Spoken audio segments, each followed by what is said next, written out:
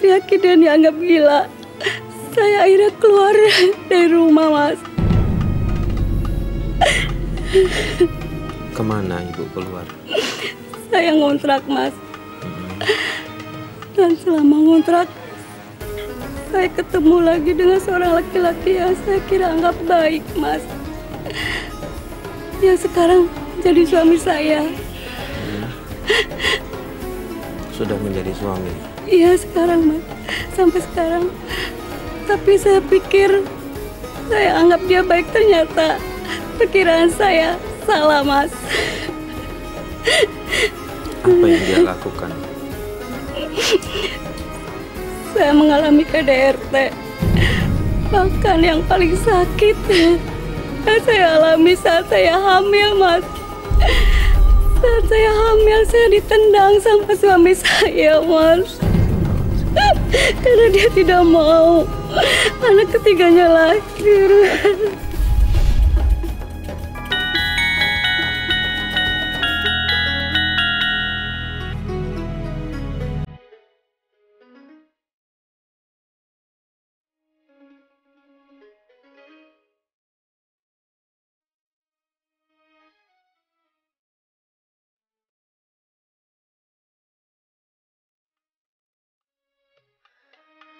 Maksudnya apa sayang-sayangan kayak gini?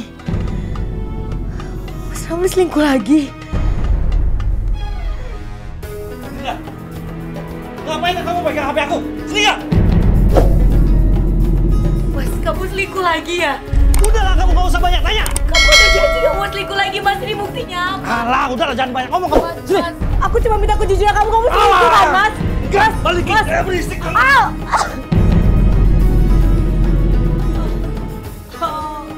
Dengar ya, kamu jangan pernah pegang HP aku lagi. Sebagai istri tuh kamu harusnya percaya sama aku. Mas, aku lagi hamil, Mas. Sakit. Aku gak peduli. Emangnya kamu pikir aku peduli ini sama kandungan kamu ini? Enggak. Oh, Mas, istighfar, Mas. Ini juga dari daging kamu. Terserah kamu mau ngomong apa. Mas mau kemana, Mas?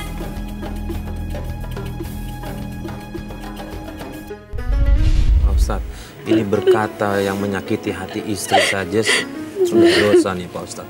Ini betul. Ditambah dia menendang apalagi pada saat kondisi istrinya sedang hamil. Ya, ini contoh perbuatan yang tidak baik, bahkan sampai kategori biasa, Mas Faris. Yeah. Jadi ibu dengan suami yang sekarang ini berarti suami yang pertama statusnya ya ibu ya? Iya. Jadi baru sekali ini nikah kan, artinya ini sudah punya anak yang ketiga berarti ya ibu ya. Nah, Mas Farid, ini bagian dari kufur nikmat. Karena bagaimanapun anak ini adalah amanah dari Allah, titipan dari Allah, dan sekaligus juga menjadi rahmat bagi orang tua. Tapi dia seolah-olah tidak percaya kepada Allah bahwasanya apa yang diturunkan Allah, yang dibikin Allah, semuanya sudah dicadangkan rezekinya. Wa ma min dabbatin, apapun yang ada di muka bumi sampai dabbah binatang-binatang yang melata itu, Allah sudah memberikan rezekinya. Allahi rizquha. Nah, tapi ini ada kekhawatiran suaminya ibu ini, seolah-olah kalau anak ketiga mungkin ada kekhawatiran rezekinya dari mana, bebannya bagaimana. Nah, inilah kalau kita hidup tidak dengan bimbingan, tidak dengan pegangan agama, tidak meyakini sepenuhnya, tidak iman sepenuhnya kepada kekuatan, kepada kekuasaan Allah Subhanahu wa Ta'ala. Sampai dia tega, sampai dia rela untuk menyakiti suaminya. Ini ada dosa yang numpuk-numpuk ini. Yeah. Dosa pertama terus terang dosa kepada Allah. Karena dia meragukan keadilan dan rahman rahimnya Allah. Karena kalau memang alasan nggak mau anak ketiga ini karena dia takut beban atau apa. Yang kedua dosa kepada istri. Sebagai lelaki yang mestinya bertanggung jawab, melindungi, menjaga, memberikan ketentraman kepada istri, justru berbuat menyakiti secara fisik pada. Yang ketiga pada anaknya yang masih dalam kandungan. Anak yang dalam kandungan pun sudah investasi dosa dia kepada anak. Jadi ini sudah dosa yang berlipat-lipat. Saya nggak tahu ini dengan kantong kasih sayang Allah untuk mengampuni dosa-dosa yang sebesar ini. Karena ini ada unsur syiriknya kalau kita lihat. Syiriknya apa? Nggak percaya pada kemampuan Allah untuk memberikan rezeki kepada hambanya. Itu. Jadi itu yang menurut saya terjadi. Nah, kalau untuk buat Ibu Firda sendiri, Pak Ustadz, dia berkali-kali depresi. Artinya apa yang harus dilakukan jika mungkin pemirsa mendapati keluarga, anggota keluarga atau bahkan sendiri-sendiri mengalami depresi, Pak Ustadz? Nah, disinilah Mas Faris, Islam mengajarkan ketika kita sedang dilanda kesusahan, menghadapi masalah depresi, sebaiknya cari teman yang baik, cari guru yang baik. Nampaknya proses perjalanan hidup Mbak Frida, dia belum dipertemukan oleh para pembimbing, belum dipertemukan oleh orang-orang yang bisa mengarahkan ke jalan yang benar. Akhirnya dia hanya minta pertimbangan dirinya, dia minta pertimbangan pikirannya. Padahal dalam suasana kalut, dalam suasana depresi, itu yang lebih banyak bicara adalah nafsu. Dan akal belum tentu bisa membimbing itu menjadi yang benar. Maka disitulah dibutuhkan pembimbing yang benar. Mursyid kalau dalam bahasa torekohnya itu.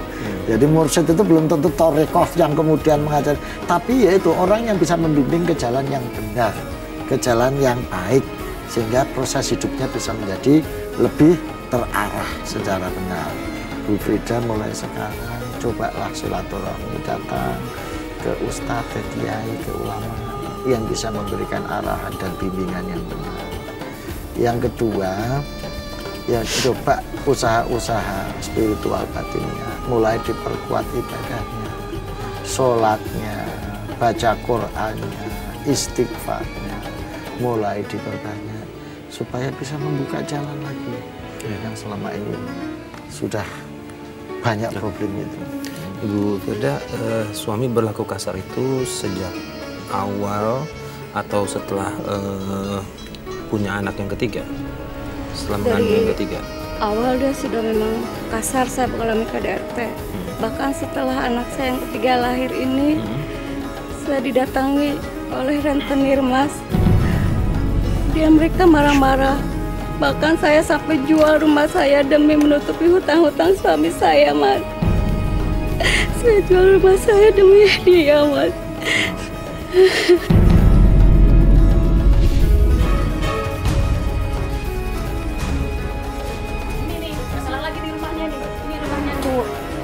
Ramli mana? Ada nggak Ramli? Iya, Ramli, iya. Ramli, keluar kamu Ramli. Ibu cari suami saya, ada apa ya? Istrinya. Loh, kenapa harus disita kayak gini sih? Diam! Ramli, keluar lo! Ramli, Iya. Ramli mana? Iya Bu, suami saya nggak ada di sini. Sebenarnya ada apa sih? Suami Anda punya utang sama saya. Udah bertahun-tahun janji mau lunasin, tapi sampai sekarang nggak ada kabar, nggak ada apa, numpuk utangnya. Gak mungkin suami saya nggak mungkin punya utang sama siapapun. Ini buktinya Pokoknya penyitaan saya rumah nggak mau ini. tahu ya, ini rumah harus disita, jadi milik saya, paham? Iya Bu, saya mau Iya, saya bakal melunasin, tapi saya mau jangan disita dulu rumah saya bingung mau tinggal di mana nanti Bu. Itu bukan urusan saya nggak mau tahu. Keluar dari rumah ini. Bos, Paham? Bang, tolong dong Bang, jangan disita dulu Bang. Bu, tolong Bu, saya jangan minta ribet, keringanan. sikat aja, Bos. Nggak Udah. bisa, nggak ada toleransi lagi. Pokoknya saya udah nggak suka lagi, saya malas saya. Cuma janji-janji mau lunasin aja, buktinya mana? Saya janji saya bakal melunasi, tapi saya minta waktu Bu. Saya mohon banget Bu. Nggak bisa pokoknya. Pokoknya besok harus keluar disita. dari rumah ini. Paham? Harus disita pokoknya, jadi Udah, Saya minta Udah. keringanan sedikit Ayo. aja. Sehari Bu, keringanannya. Bang, Bu, tolong Bu.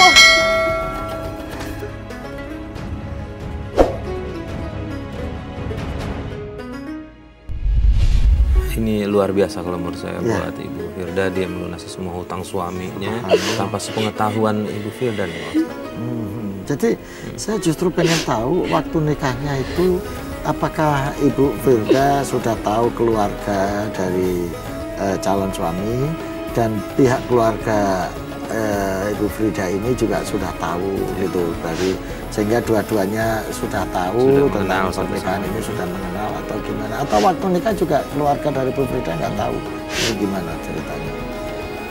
Keluarga saya sudah tahu, Mas, bahkan itu menyetujui semuanya. Dan sekarang pun saya ingin berpisah.